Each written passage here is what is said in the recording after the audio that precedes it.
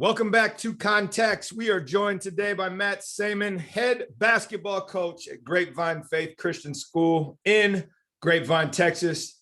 Coach, thanks for calling in this morning. Man, it's my pleasure. Thanks for having me.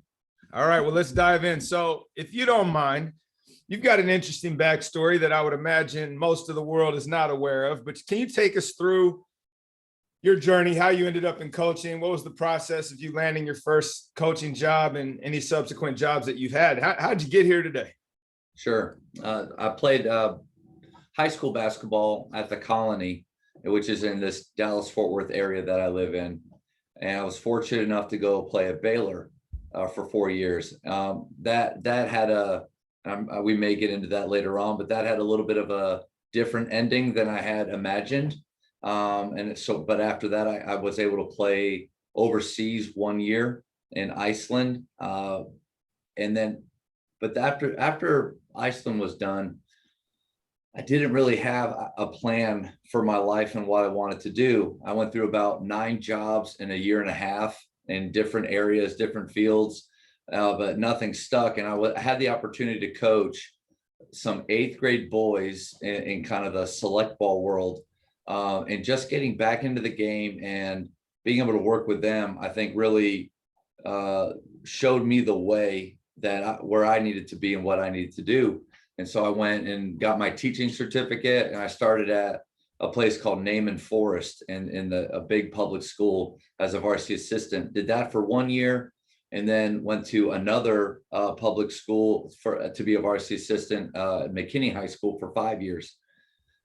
The spring of that 5th year, one of the high schools in that area, McKinney Boyd, opened up.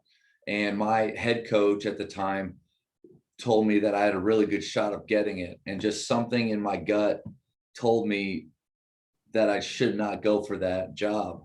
And I told him the next day, I said, yeah, coach, I'm not going to put my hat in, in the ring for that.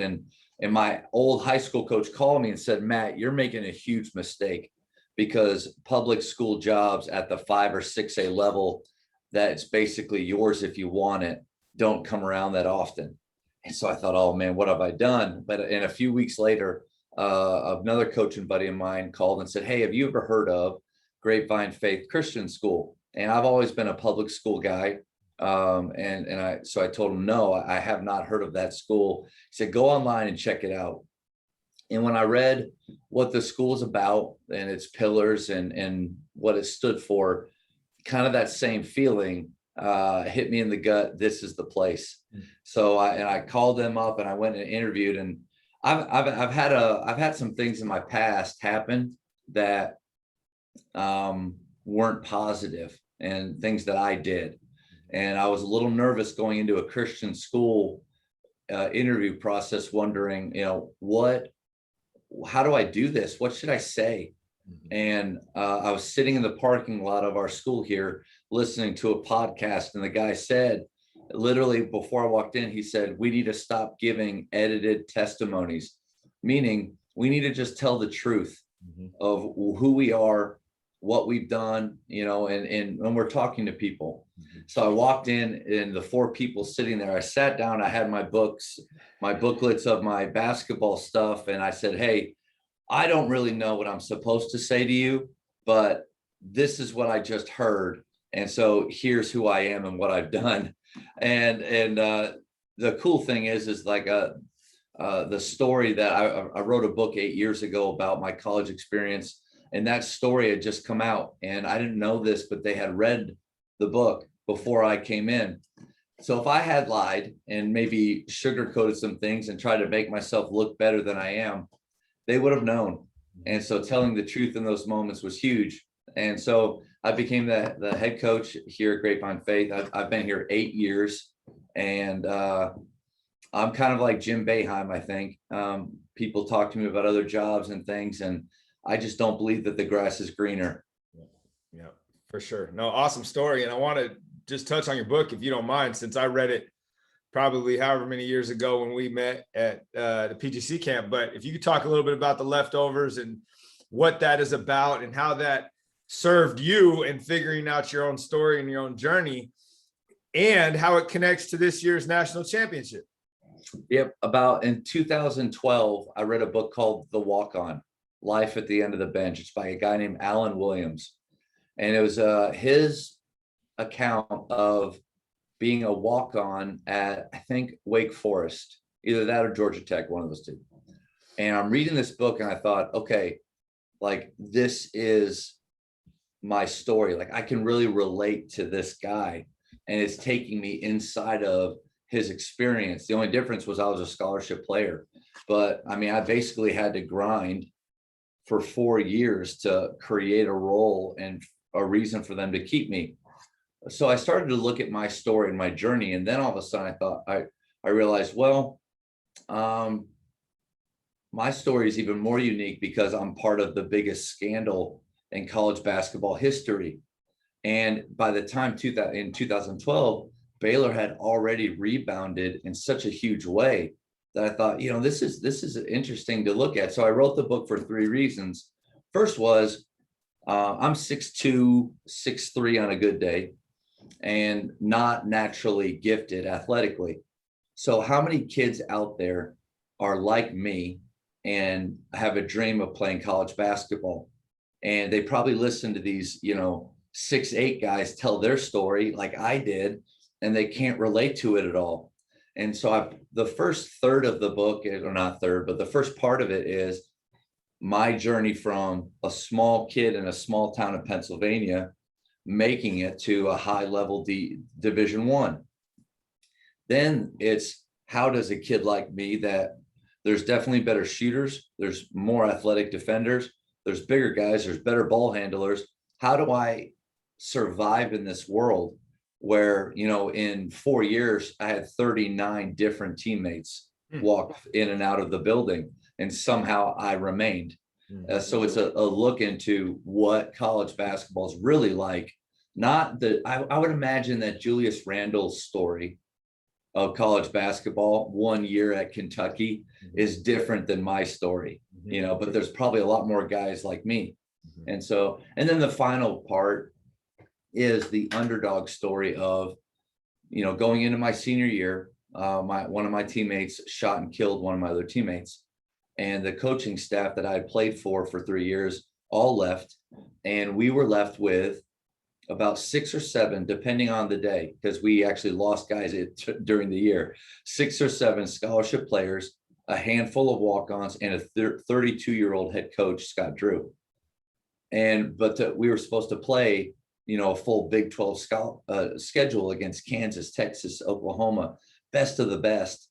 And we weren't supposed to win a game all year long. And it was really difficult at the beginning, but there's a miracle that happened midway through. We started to believe in each other, believe in our coaches, and we were more competitive than anybody. And we actually won some games than anybody thought we would be. And Coach Drew that year even made this statement that because of what this team has done, that we have laid the foundation, but basically we have shortened the timeline for how long it would take for the program to get back, to being good.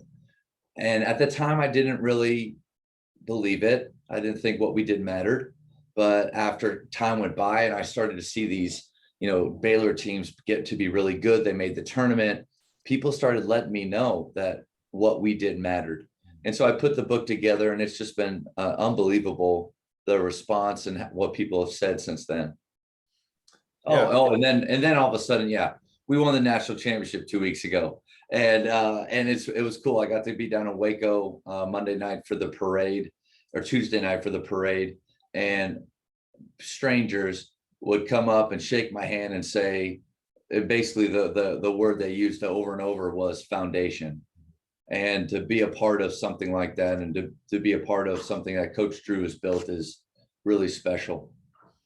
Yeah, no, I mean, I can't even imagine, one, what your experience was like during that time and the tumultuous stuff that was going on, but 2, then grind through it, build a foundation, and then 18 years later to see it, I don't want to say pay off, but the dividends and the foundation you built leading to what happened this year, which was really exciting. And unbelievable to watch. So that's a really cool thing to share with us. And I appreciate you doing that. I want to go back to two things here. One, because you lived it as a player, and Coach Drew coming in, having to take over a program that was a little bit in transition. Mm-hmm. And then you as an adult landing your first head job after being an assistant for 6 years and having to not only be at a private school, which you had never been at, but also move over 18 inches in the seat. But what did you realize very quickly that you still needed to figure out, as prepared as maybe you thought you were, having watched it with Coach Drew, and then, you know, being there and being put up for these other jobs that you passed on? But now here I am, and I got to figure this out. And I think I know, but I really don't know. Yeah. So one thing that Coach Drew did really well with us is he sold us on his vision. And one of my favorite quotes, I think, as coaches, we have to see the vision and sell the vision. And we're constantly helping players to see it, and we're constantly selling it to them. And he did that really well for us, gave us a game plan that he thought would help us to be competitive. And then, but also really for us, it was more of what you're doing for the future, what you're building for that. Coming into Faith, at my last couple of years at McKinney High School, the head coach there and I had created what we like to call the system. And it's not the system that's out there, that the Grinnell system that I actually love.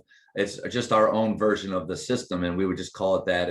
But it was basically running and gunning, really utilizing the 3-point line, playing smaller, playing fast, and then pressing. And we had a lot of fun and success with that my last few years at McKinney. So I came into Faith believing that with very different clientele than what the school I was at before, that we could do that, and we could make it happen. We could run the system here. So I think the biggest challenge was they had averaged 50 points a game the year before, and they had walked the ball up the floor every possession. So the first day I brought them in, I sat them down, and I had a whiteboard, and I said, I want to write some goals down for you. And I wrote, the first one is, we're going to average 70 points or more a game. And their eyes just, opened up. I said, we're going to shoot between 30 and 43s a game. And they, even more, we're never going to walk the ball up the floor. And I said, and we will have 1 or 2 or more players score 40 or more points in a game this year. I think the biggest thing I had to do that entire fall, because I thought we had some good players, but I didn't know if they could run and gun and do what I was asking them to do.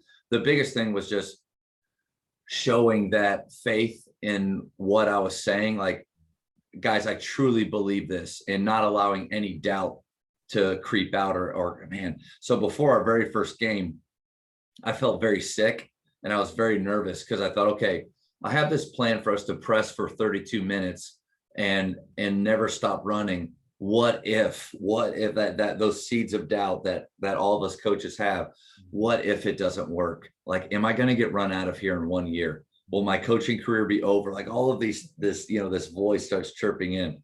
First quarter of the game, I think we were down 13-11 in the first quarter. We could not buy a bucket. Like, it was just, we were missing so much. But we ended up winning by 30, and I think it was like 85-55. We completely just opened it up. And that team that year, they averaged 82 points a game, hit 371 threes. It was lightning in a bottle that year. I think I learned more the next few years after that than that year, because everything just kind of worked out how I had hoped or dreamed. But I thought I could replicate that every year, no matter what the talent level or who I had. That's the biggest lesson that I've learned is, instead of just saying I can run this system with any type of team, I've had to adjust that to how can I still play the style that I think is right and I enjoy, but tweak it and make it work for this team that I have. And that took me about 5 years. And so a lot of frustration to figure out. It's interesting that you say that, because I think at the college level, you can do that to a certain degree because you can recruit to your system. At the high school level, unless you live in particular areas where that is allowed, you get what you get, right? And so how do you tweak it, stay true to your principles and your philosophy, but set your kids up to be successful? And it's interesting that over that 5-year period, right, as a grounding period, we're figuring that out, we're tweaking things, and then we're settling on what I would say is a core set of principles and values versus no, every single time we have to do this versus no, this is the underlying concept, and there's a lot of different things that can happen. What would you say after 8 years now is the best thing that you do as a program, other than selling your vision every day, that has the largest ripple effect on your culture and what you're trying to build? What are the things that, no matter what, if you were to leave tomorrow and go take one of those 6A, 5A jobs, what would you bring with you as non-negotiables and building blocks? We build shooters. Like, that's the best thing that we do. Our culture is special. And I think the way that our guys treat each other and a lot of some of those things, that'll come too. But as far as just our identity and what we do daily, we build shooters. And so, I've had a lot of coaches over the years say I'd love to play fast if we just had better shooters. And I was one of those. At McKinney, we had an 8-21 year where we were scouting our butts off, and we knew everything the other team was doing, and we were running what I thought was a really solid motion, 20 passes of possession and that crap. And sorry, my emotion came out there, or my true feelings came out there. But and we were saying, if we had better shooters, we would win more. And then it kind of like a light bulb moment, like, why not, instead of just putting it all on the players, like it's your fault that you're not better shooters, why not help them become that? And not, so that way we don't have to rely on just hopefully a good shooter moves in, or a kid on his own works his tail off and becomes one. How about we give them the tools, but also we were guilty of, hey guys, great job today. Make sure you shoot at home when you get there. Make sure you get 100 extra shots in, or make sure you stay after practice. Not every guy wants to do that or will do that. So I have to make sure that in my practice time, I'm helping them to become better shooters. Awesome. Are there a couple favorites that you can offer in regards to, hey, 5 minutes a day of this is going to pay compounding interest dividends that you don't even realize? Well, I would say 45 minutes a day. We'll do that. 5 minutes a day of anything, I don't know. We do a few things. One is called our daily 10. Like during our season, it's a daily 10. And it's just something, because I think they need to start every practice off shooting. One, it's the most fun thing they can do. So let's make practice fun. The days of Norman Dale at Hoosiers, my practice is not designed for your enjoyment. Those are over. And as much as I love that idea, you just don't do that anymore. Because they have choices now. Literally, they could choose they could just go play Fortnite. So I'm asking them to be in the gym and to work really hard. So we start off with shooting. Daily 10, you just make 2 one-handers. You make 2 form shots, and you're moving back every step. You make 2 rockers, which is a specific shot movement that we do. It's a PGC shot. We do 2 free throws and 2 threes.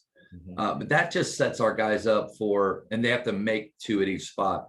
As far as shooting volume, I don't worry about volume as much as we do tons of shooting games, because I want every time they shoot for them to have that feeling that they'll have when they play: pressure, time, score. This shot matters, because if they're just shooting, all right, guys, let's start off, just shoot 53s. That could be slow. Their mind can be on other things. And then we record their scores for games that we play, and we say them out loud, their scores out loud to each other, not to embarrass anybody, but it's just role identification. If I make 60 and this guy makes 80 again and again and again. Who should be getting the shots here? And so it just helps with that every day. But the biggest thing I don't mess with their form very much at all. I think it's 90 to 10, 90% between their ears, 10% form, because there's tons of different types of form. Now, obviously, if they're, tons of offhand interference, meaning they're thumbing the ball really bad. But you look at Larry Bird, you look at Dirk, you look at Nash, you look at Curry, all different types of shots. So to say that there's only one way that you can shoot well, that's ridiculous. So I don't focus on that. I focus more about what's between their shots, what type of their ears, what type of meaning do they assign to every shot that they take? Does a made shot mean that you're doing everything right? Does a missed shot mean that you're doing everything wrong? And if that's the meaning that they're assigning, then they're going to struggle. They're going to be a very frustrated shooter. Right. Well, it's interesting that the things that you just offered, right? I'm not worrying so much about form as much as volume and quality and the mindset that you're in those situations. So we're calling out numbers. Yeah, to track them and I can write them down and you can see the longitudinal growth, but also so that I know that guy's a better shooter and I better throw him the ball, because that's the hardest thing. It's like, I should get just as many shots as Johnny. No, you shouldn't. He's a better shooter. And we all know that. If you don't throw it to him, your teammates are going to be telling you, why did you not throw it to Johnny? And I think it's really important in role definition that you found a way not to just state, hey, he's A, you're B, you're C, but to let them kind of figure that out through your games. I would say the number one thing that coaches and teams struggle with is shot selection. And it's also the number one reason why teams lose games. It's not rebounding. It's not defense. It's not assists. It's not turnovers. It's shot selection. If a team is lost by 8 or less a game, that's shot selection. One bad shot a game or a quarter, that's 8 points at least. And so it is such a huge thing. And then the problem with shot selection too is it's personal. So you can really hurt someone's feelings by telling them that that's a bad shot. And another thing, and I watch a lot of select ball because my players play in it, and I listen to other coaches rant and rave about it, but we got to get away from vague terminology. Like, hey guys, we're taking bad shots right now. Hey, let's only take good shots. That term good shots can mean 5 different things to those players. So Johnny's good shot, he's thinking, oh, that means step back 3. This guy's good shot. Okay, well, that means as soon as I cross half court, pull it, because that's a good, like we have to be specific. So I think with shooting, building shooters, how you teach shot selection, it goes hand in hand with that. And I stole it from PGC. It's the rating system. There's no such thing as a 10. A 9 is a wide open layup. We love 9s. 8 is a contested layup. 8s are great because you're in the paint, you can get a foul, and you can finish through contact. 7s are a wide open jump shot within their range. The within their range part is shooting games and having games where they can't progress to another level back until they make a certain amount. Teach them, show them through shooting games what their range is. Don't just tell the guy, hey, because you missed this last game, that's not your shot. No, like that's wrong. What do they prove to you over a long period of time in shooting games? 6 is a contested jump shot. And then a 5 is a 50-50 shot. And I've seen more and more. A 5 is an 8, a contested 8 that is too difficult. They have to do too much to make it happen. And so what I tell my guys is, if we're only shooting 5s and 6s, we're going to lose that game. We'll lose. And I can tell them in a timeout, hey, right now, too many 6s. Let's get some 7s, 8s, and 9s. So instead of just saying we're taking bad shots, let's take good shots. It's specific. And then more importantly, too, the conversation with a player. Johnny comes over to me, and he is one of our best shooters and scorers, but he just shot a 6. I'll say, hey, Johnny, we rate that shot you just took. And he'll think about it, and he knows that was a 6. I was like, well, here's the deal.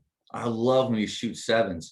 So let's be a little bit more patient. If you know it's a 6, air him, peek at the rim, lift him, and then go create something else. So instead of it coming as a negative, which 99% of the time, shot selection conversations are negative. Mm-hmm. I can come to it, emotion out of it. Hey, that's a 6. And you know that 6s get us beat. Let's just be patient for 7s. Mm-hmm. Mm-hmm. Yeah. No, I mean, it's great. I use the same terminology and try to figure out ways to build it into the scrimmage situations, right? So it's like, you know, we're scoring today based on the rating that each shot is, right? That bucket's worth 9. That one's worth 5, right? Trying to embed that stuff. And I think, to your point, if you're losing by 8 or less, it's a shot selection problem. Nothing else, no matter how you want to frame it. How do you make sure that you take better shots? And to another concept that we're both familiar with, right? How do you detach from outcome, right? How do you let these guys fire away without worrying whether it's going in or out, because you've worked on it and you've built the stable of volume that eventually it's going to work out, almost like Steph Curry-esque, where I'm just going to keep firing no matter what. The biggest thing is us as coaches. We are the ones that cripple shooters. It's not really them. I think most players will continue to shoot, but it's our reactions to misses. So if I have a green light shooter in our program, green light, yellow light, red light, and it's a game that we play and we do it, golly, 30 times throughout the year. So we really know who's who.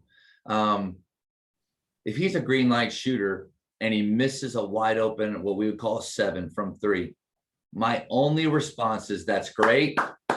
Next shot, next one. Like, it can never be frustration. Make a shot. Like, no crap. Like, are they trying to miss?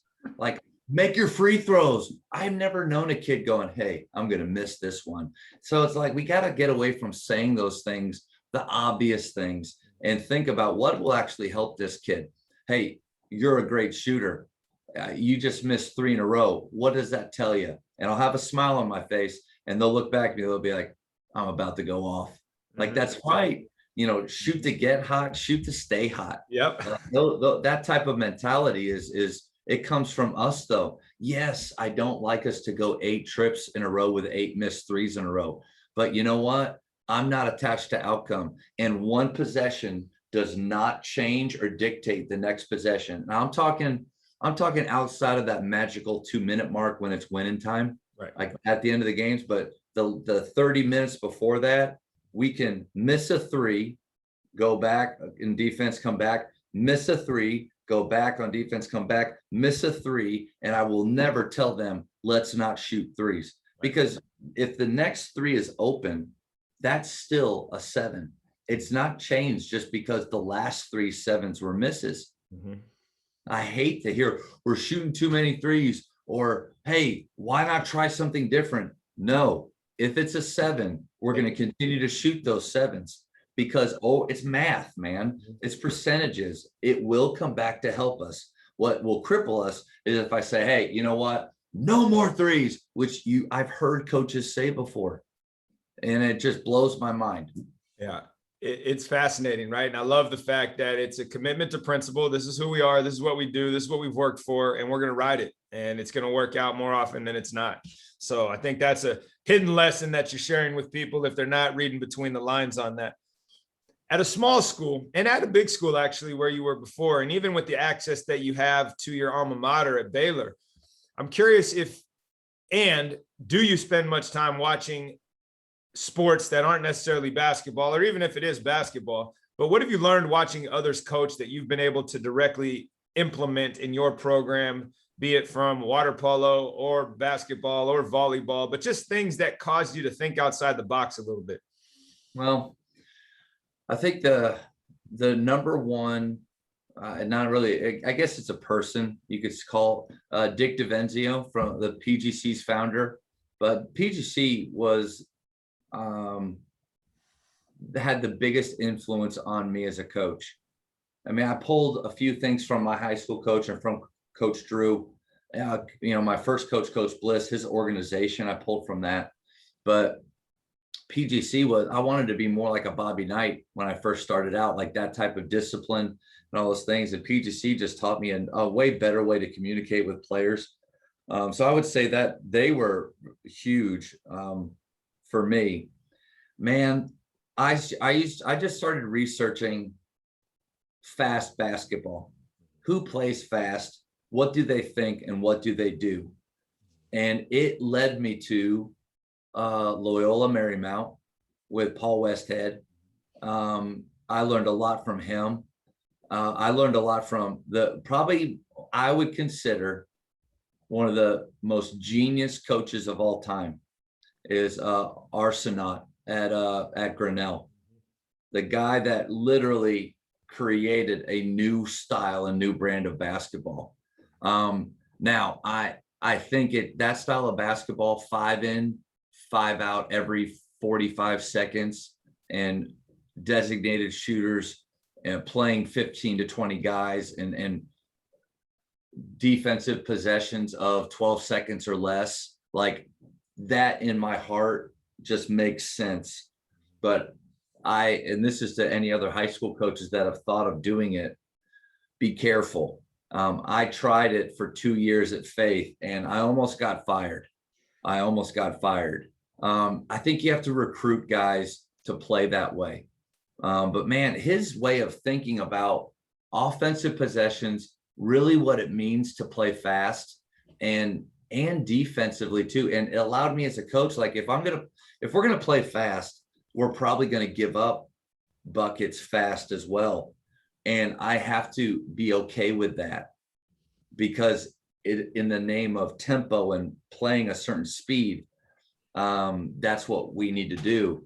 But those guys have been very influential on me. I don't really like to watch college basketball too much. I loved watching Baylor just because they played fast offensively and shot the three. But college basketball is too controlled. The coaches are running too many sets and they're not teaching concepts and ways to play. And so I don't like to watch a team walk the ball up the floor, do some type of motion, not really looking to score. And then, oh crap, there's 7 seconds left in the shot clock. I'd much rather watch NBA basketball where the dudes are free flowing, free thinking. They use some ball screen actions, but they play in space. That's who I love to watch is NBA basketball. Right. Well, and that's been a big shift, right? Where the high school model used to probably be the most controlling, and then the colleges, and then the NBA has always been a little bit more fluid. And now the high school game is opening up more because that's what's happening in the NBA, and that's what these kids are trying to emulate. And the college basketball world is still, no, this is all about outcome. We have to make sure we get this, and we're on this stage. And it's a very interesting approach. But the informed research that you did to figure out, okay, this is what I believe in. Let me go figure out what the best practices are and then implement them and apply and keep some, throw some away. I mean, that's the whole art of coaching, right? What works for him might not work for me, but let me try this. And if it does, great. If not, let me get rid of it. In that vein, how has your approach changed over the years and in regards to your own evolution, things that you were doing that you have gotten rid of, and things that, no, this is where I've evolved and I'm going to continue to work on this part of the game in my own coaching approach, because this is what the athletes today need. Yeah. So it goes back to that. Sometimes the way that I think every coach has a style of play that just lines up directly with them. It makes sense. They can see it. They believe in it. They feel like this is the right way to play. And so when I came to Faith and we did that and we had such success in it, I kind of, as far as speed goes, playing fast, I think I've been to the edge. Luckily I didn't fall over, but I've been there. There is a way that you could play so fast that and with a certain type of player, it not be beneficial and in a danger. So second and third year at Faith, we shot over 400 threes each year. Some games we shot more than 60 in a game. And this is a high school game without a shot clock. We were pressing, just 2 guys on the ball, 2 interceptors, 1 safety everywhere, no stop. I became okay with, and in college I was a defensive player, not an offensive player. And so it was a shift, but I became okay with letting their team score quickly, just so we can get the ball back. That's a dangerous place when as a coach, you don't mind them scoring as long as you get the ball and you play. I saw what happened to my guys was I think they knew I cared more about our score, our offense, and how many threes. I cared about that more than were we winning or losing, like, and to their credit, like it was probably true a little bit. Like I got too caught up in all of that, and players stop caring. I've seen when they feel like winning isn't the ultimate goal. Like, but it wasn't like I told them, hey, I don't care about winning. But I just said, hey, listen, I mean, there's only going to be one state champion. There's only going to be one guy that wins that, but we can go for that. But we can also lead Texas in threes. We can lead the country in threes. We can lead Texas in scoring. Like we can do that too. I don't think players care about that as much as coaches do, or I did. So kind of moving through that from year to year, I tried the shift charts that Grinnell does. To me, it makes perfect sense. If I take away the fear in a player of getting pulled out of the game by telling them that in a minute and a half, you're coming out no matter what. So one, go balls to the wall, right? Play fearless, run around as hard as you possibly can because you're going to come out. Then I'll get that. And then what's the second thing they fear on the bench? When will I go back in? When you come off, don't worry, you're going to go back in a minute and a half. Like now, that year we averaged 94 a game. It was incredible. We had 7 or 8 over 100-point games, but we were a 500 team. And the subbing style, my stars, the best players, did not appreciate it. And the 10, 11, 12, 13, 14 loved it. And I thought, okay, do I want to coach a style where my best players are frustrated and my role players are the happy ones only? And so we got away from that. And we finally, I've gotten to the point now where we don't press full court. We offensively, we run and gun, and we play with pace and space, and we shoot sevens as soon as they're available, and we still play fast that way. But defensively, I've actually found a zone in the half court that allows us to stop people, allows us to be different and pressure, but we don't get beat that much in the half court. We're not giving up layups, and we're winning games from it. So that to me is, I found kind of my sweet spot, I think. Yeah. So I sometimes ask a question about failures, and it sounds like that led to where you are right now, right? And figuring out, all right, you can push it too far one direction and you got to find your balance. And the fact that you've been able to do that is interesting in the way that you're a half court defensive team for the most part, where most people that want to run up and down want to press match the defense with the offense. And, sometimes it works, sometimes it doesn't. So the open-mindedness to shift, I think, is the important takeaway. As we think about 2020/21, all the things that have come with this year, I wonder, and I've been asking this lately just in random conversations, but what have you most recently changed your mind on? I used to think this, now I think this, and it doesn't even have to be basketball related.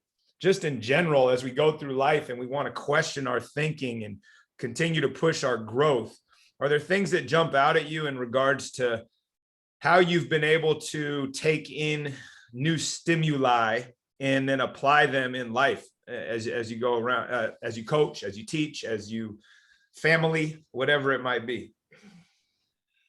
I think the biggest thing I've learned this last year is to give up control.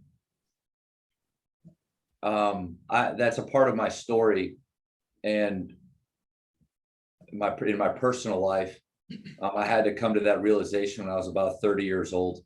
And without realizing it, I had fallen back into that habit of wanting to be able to control everything that happens in my life. And I was starting to have this anxiety of things that I couldn't. So what I learned was when things shut down last March, I was terrified that our growth and development of our team, the individual players, because we do a lot of individual skill work. That's all the spring and summer is, no team stuff at all. And that they would be missing out and we wouldn't be as successful. So I didn't have contact with the guys, but I would send them workouts and I was tracking what they were doing. And I was getting super frustrated that guys weren't doing them. I'm like, listen, like you're at home, you've got nothing else to do right now. Why is basketball not more important to you? My wife always would tell me over the years when I would get frustrated with players and their decisions, she's like, you know, you want them to be like you. And that's maybe an unfair, I don't know, place to put these guys, or level to hold, a standard to hold them to, because I was pretty insane about the game and I worked a lot harder than other guys did. But so I think giving up control is one, and letting them choose. Like these players just have to make the choice themselves. I'm focused more on giving them opportunities, but no longer am I trying to be the judgmental, you know, the way that coaches can using coach speak, like, well, I guess you just don't want it very, you know, like passive aggressive, you know, and I had 3 players that would have been starters for me this year leave or decide not to play basketball. They decided to do other things. And I did not handle that very well. My summer job here at Faith was to mow the lawn every morning. I'll mow the lawn. So on my riding lawnmower, I would look out and I saw guys doing our summer athletic course that they have. And some of those players were out there, and I had to literally on my lawnmower look at them every day. And I kind of think of it more as like lessons from the lawnmower. Like when you're it's stuck thinking about how could they do this? How could they make this choice? Like I kept going back to, okay, first of all, I got to give up control of this or I'm going to go insane. And nothing I can say or do is going to change their mind. So what I'm going to do is just trust that the right guys are going to be in the gym for me in the fall.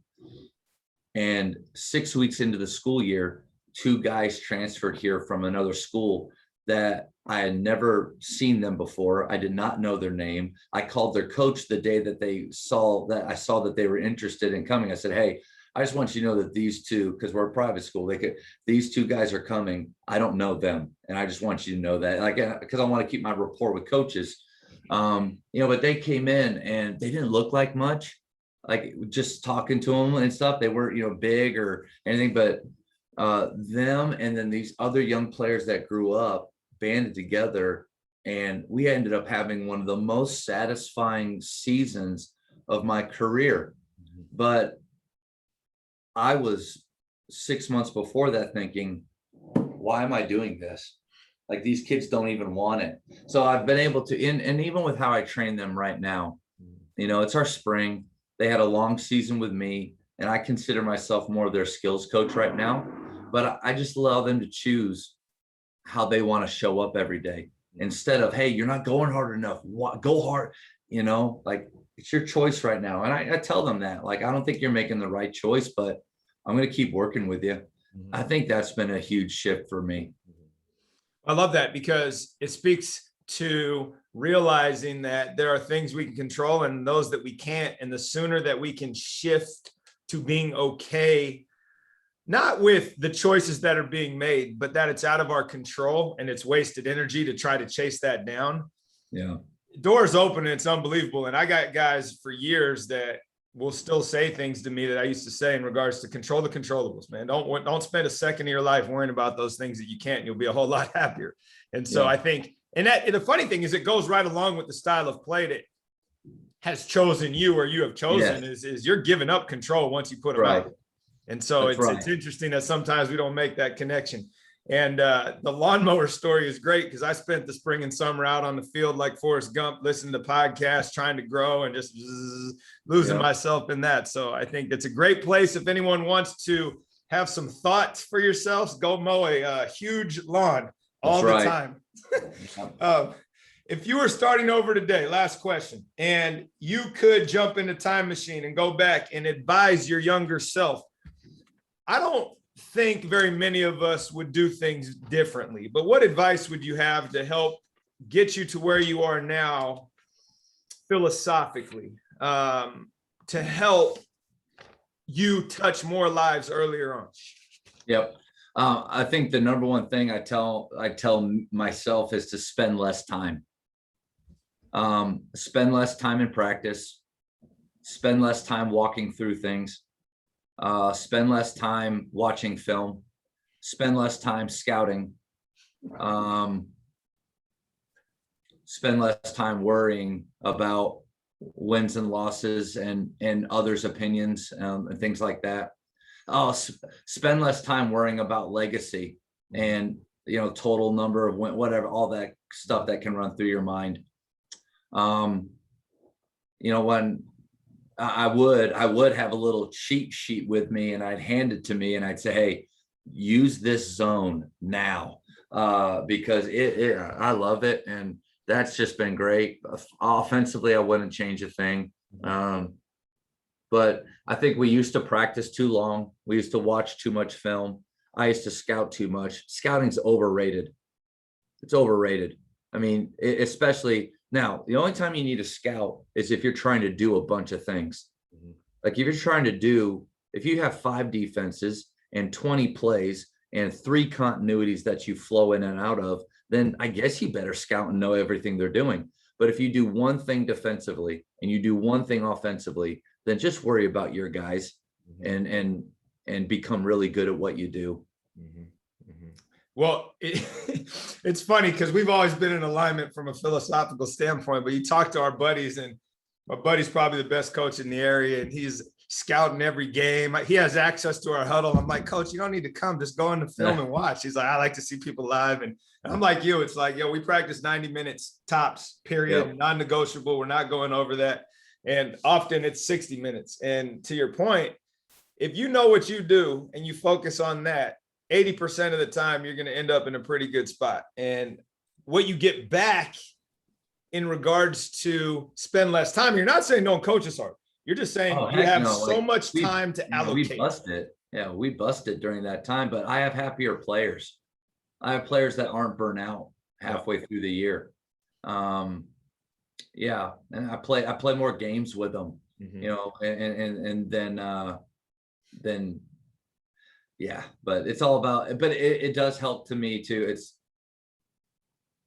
if I was a man-to-man team and I was terrified of the sets another team ran, that would probably force me to scout more. If we ran a bunch of sets, I would have to be I would want to know how they could guard us. But yeah, I think our style of play allows me to not care about those things as much. Yep. Let me throw one more at you because I've never asked this, but because of the way you do things, I'd be curious what your thoughts are. What would an effective practice look like for you, since you don't go as long as you used to? You figured out how to hack the system to a certain degree and maximize your time on task to end up with pretty much the same result or better than you were getting before. So just what would the practice look like? Yeah, just blocking and how you use that time in broad strokes. Yeah. So first off, we would start with shooting 100 threes.